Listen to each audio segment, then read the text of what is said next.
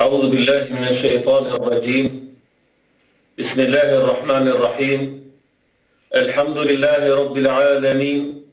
والصلاة والسلام على أشرف الأنبياء والمرسلين نبينا وحبيبنا محمد صلى الله عليه وسلم وعلى آله وأصحابه وسلم تسليما كثيرا إلى يوم الدين أما بعد me emrin e Allahut të gjithëmëshirshmit mëshirëplot. Falënderimi takon vetëm Allahut krijuesit gjithësisë, vetëm atë falenderojmë dhe vetëm prej tij ndihmë dhe falje kërkojmë.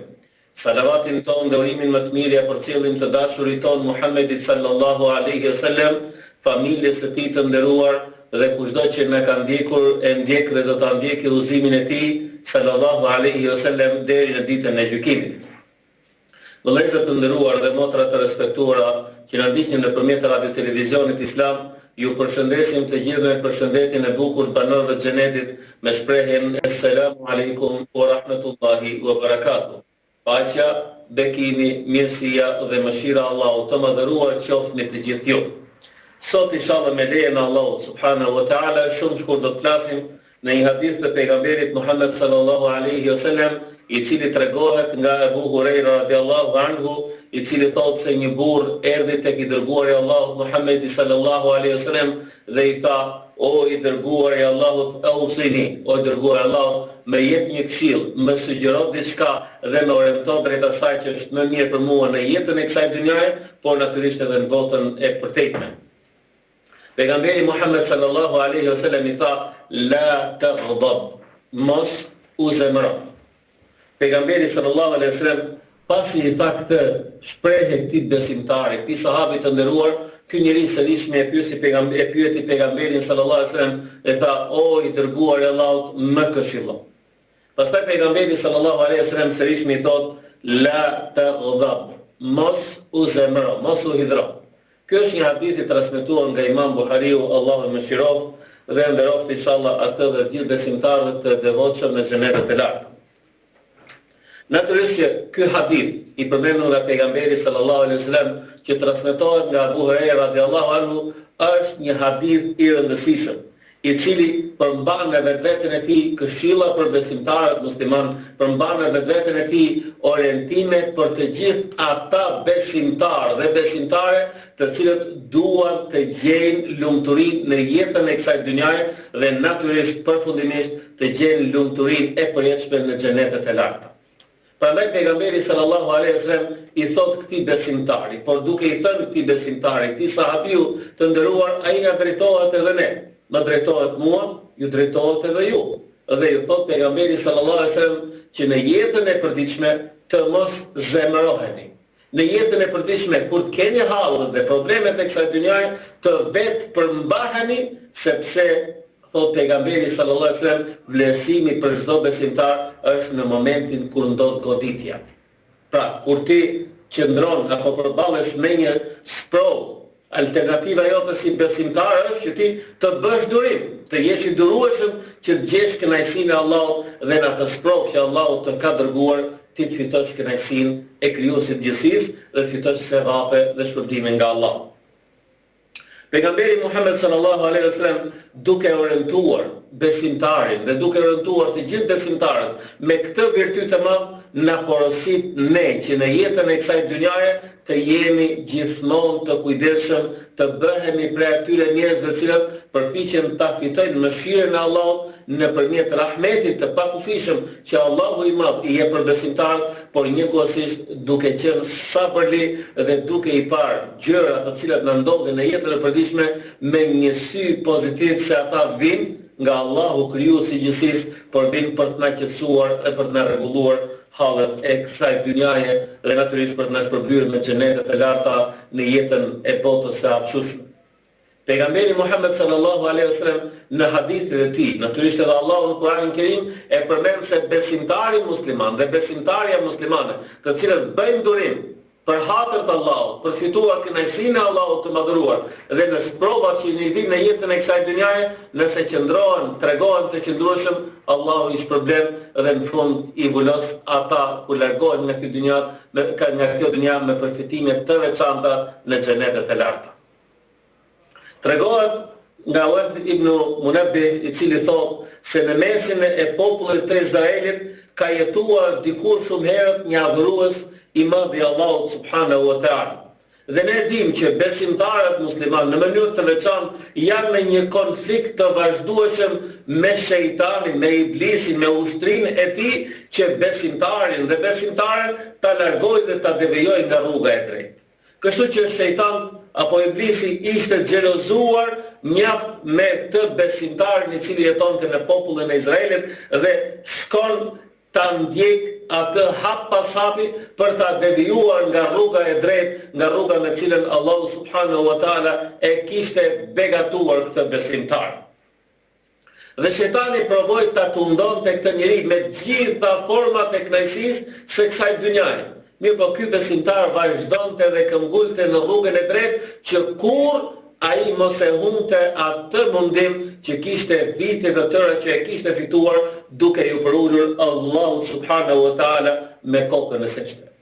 Një ditë nëse ishte duke u falur ky besimtar, shejtani vjen dhe afrohet sipër kokës për ta trembur.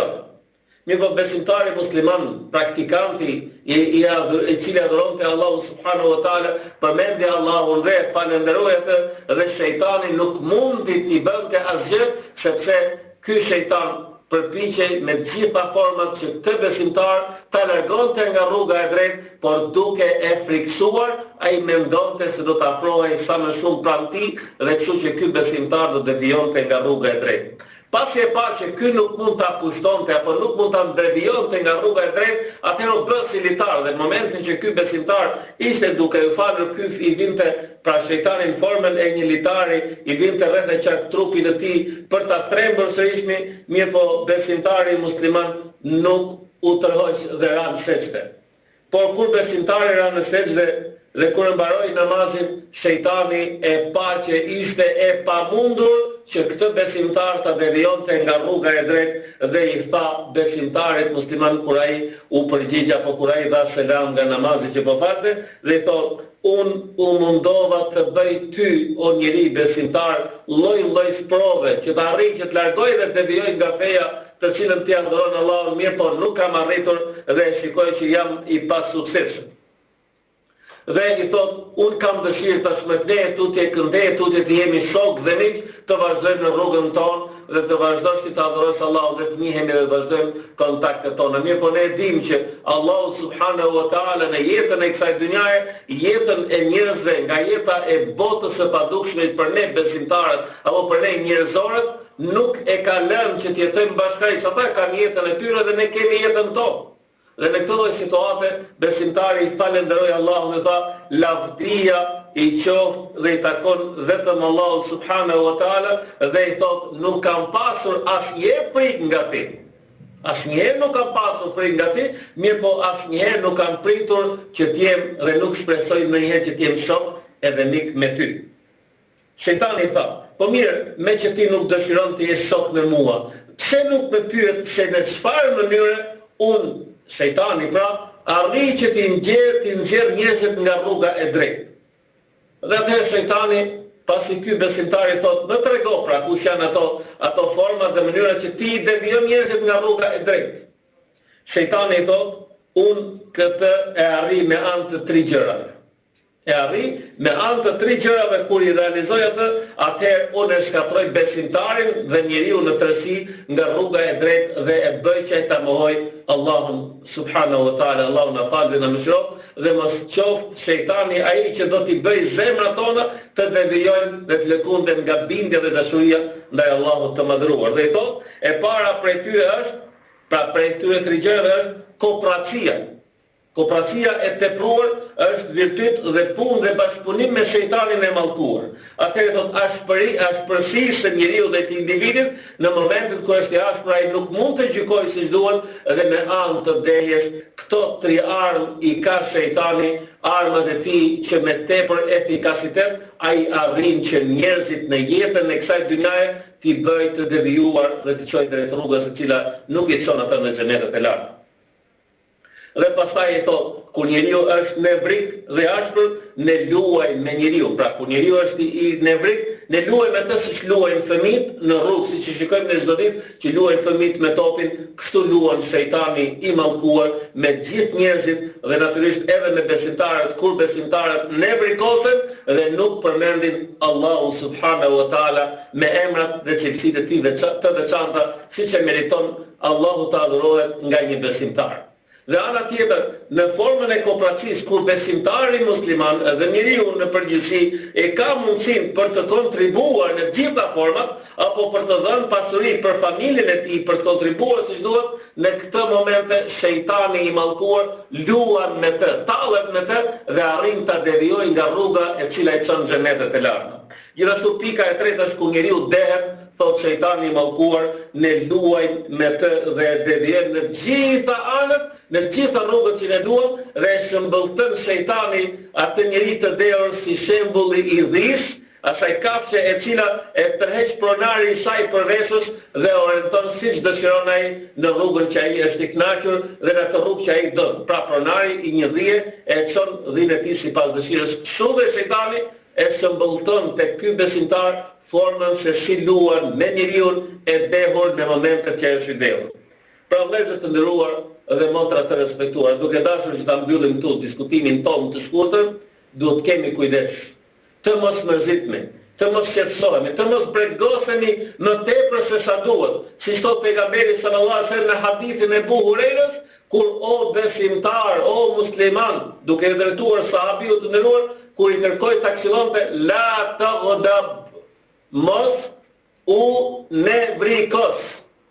Kjo është çelësi I suksesit në jetën e një besimtari. Dhe këshilla ime e fundit është, mos u nevrikosni dhe mos u shqetësoni me hallet e kësaj dynjaje, se këtë dynja të mallkuar askush nuk do të mundet ta fitoj dhe nuk do të mundet ta përvetësoj. Që gjithë jemi kalimtar, që gjithë do t'ikim, që gjithë do të largohemi dhe do të mbesim në jetën tonë emri I mirë, do të mbesim tek Allahu subhanahu wa taala, ajo që ne kemi punuar për të kënaqur krijuesin e gjithësisë, Allahun subhanahu wa taala. Deri në takimin e ardhshëm, e lut Allahun subhanahu wa taala nda bashkoj me dinë dhe iman, me zemër të sinqertë,